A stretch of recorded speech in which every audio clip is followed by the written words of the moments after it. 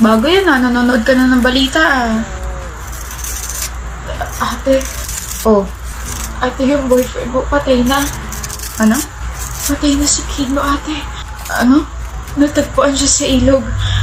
Pinatay siya, ate. Babalik ako. 2 days ago, narinig ko kayo ni Kino na nag-aaway. Wala nga akong ibang babae, Chelsea. Pag nalaman ko na may ibang babae ka, papatayin ko kayong dalawa.